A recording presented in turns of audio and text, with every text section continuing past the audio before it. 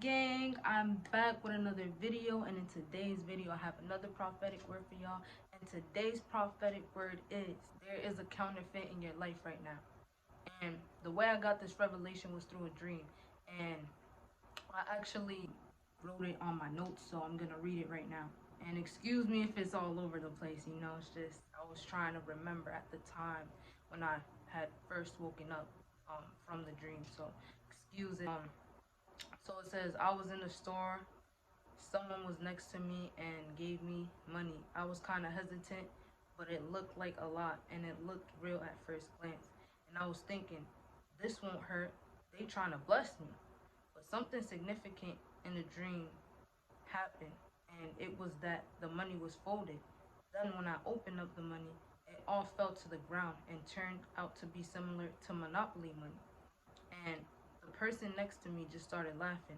I was disappointed but not surprised because I initially had a feeling in the dream. I'm gonna break this dream down. Okay, so there's somewhere I said where it's very significant. It says I was kind of hesitant at first, but it looked like a lot and it looked real at first glance. And I was thinking, this won't hurt. They trying to bless me. That's really how a lot of people are viewing the counterfeit. This is how y'all are viewing these counterfeits, as though they're gonna bring a lot to the table spiritually, mentally, or whatever, and that's not the case, because the thing is, these people, they might not be bad people, not every counterfeit is bad, but they're not specifically for you, not everyone is for you. Just like a friendship, right? A friendship might not be for you, maybe at the time it shows you something, but it's not for you, like y'all are not going to be friends forever.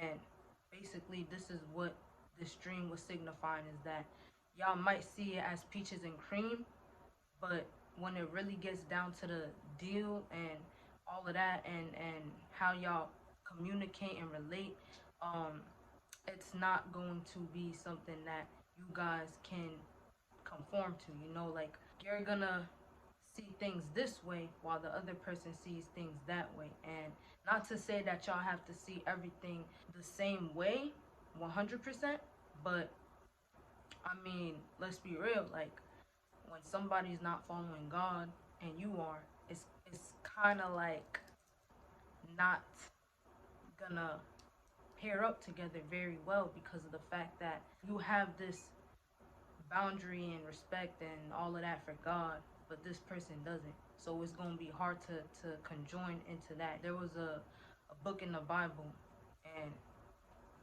man had like long hair. His hair had some type of power, and then he wanted to conjoin with another tribe, and this other tribe wasn't the tribe for him. So um, a lot of bad things happened to him, and really what God is saying is, if you don't get out of that, maybe physically or maybe bad things won't happen, but mentally, spiritually, you're gonna be lost. Like you're gonna feel as though like a part of you is gone, you know what I'm saying? Like you're gonna feel this type of void, because you feel as though you have to conform to this person's views, and you have to be shut around this person, and not say how you really feel spiritually and mentally and all of that, because of the fact that y'all don't have the same views, and having the same spiritual views is very important, because I mean, something wrong might happen someday, right? And you will be like, oh, let's just pray it out. And then this person will be like, what's the point of praying? Like, and y'all get into a fight, and basically that's the bonus point right there that God is saying, is that y'all will be getting into a lot of fights. Y'all won't really be seeing eye to eye in that specific view, and it won't be flourishing to you. Like it won't stimulate you mentally, and this will be a turn off for you, honestly. Like, and you'll just be thinking like, dang, like what the heck did I get myself into? And one thing about God is that he lets you get into things that you already know you shouldn't be getting into, because of the fact that he wants you to know that he has better for you out there. He wants you to know that, you know what, I wanted this, but I don't want it anymore. And, you know, there was a point why God didn't bring you a man or a woman because of the fact that you still need that time to learn and to grow and whatnot. But you wanted to be hard headed and just do what you want to do. And basically, God gives you what you want. And now you're over here complaining still and all of that. So this is why it's good to wait and all of that. And like I said, once again, it's not that the counterfeits are bad and all of that. It's just they don't got their priorities straight, meaning that they don't really know God. They don't really understand that spiritual perspective as you do. And this is very detrimental if you get into something like that because it won't be fulfilling to you, honestly. It won't. Like, you'll just be looking like, what did I do? But there's always another chance and there's always time to grow, and y'all need to like get that straight because this person could be good in everything, but I'm telling you, like, if this person doesn't follow God, it's gonna be hard for y'all. Counterfeits in your life are sent to test you and are sent to just see where you want to be at in life and if you want to lower your standards in that sense. At the end of the day, God has it good for us, and sometimes we may not be appreciative, or we just may want more, because us humans sometimes, let's be honest, we're never satisfied, and we want more, more, more. And then when we get the more, we just go back and be like, you know what, this is not what I want. But get out of these relationships because it's not something that is gonna fulfill you in the end. It might be fulfilling right now because maybe you have a void inside, maybe you feel as though you want attention, or you just feel like spiritual life is not going right. And that's understandable, because we're only human. But just see for yourself.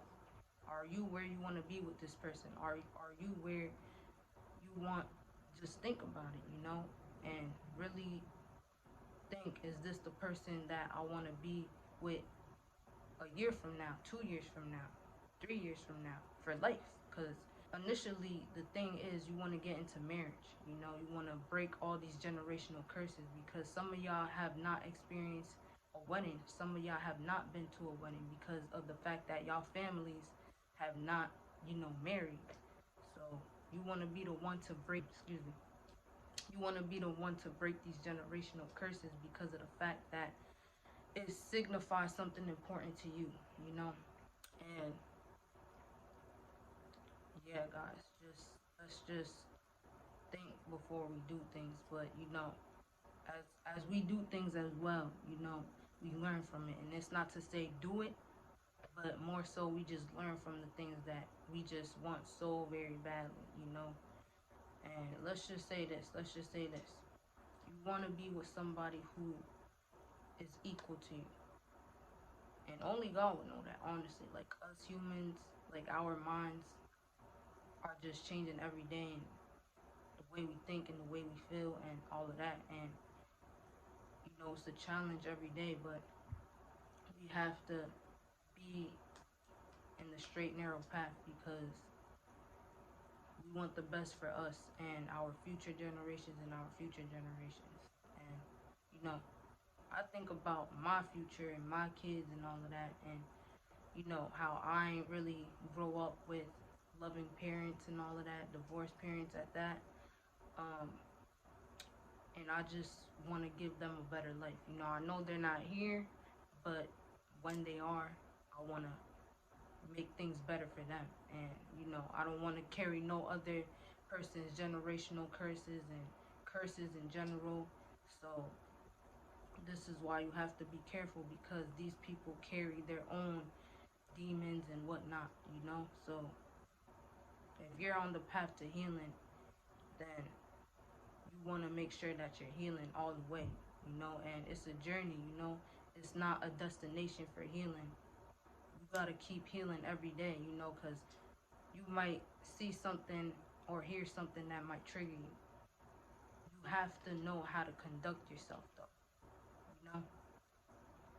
And it's hard, it's hard being and having a relationship with God because, I've backslipped a lot of times, but yeah, guys, that's really all I have for today. Be careful and always seek God and pray and all of that and read your Bible and to always be refreshed and renewed and go to God because us prophets, we're just a messenger for God and whatnot.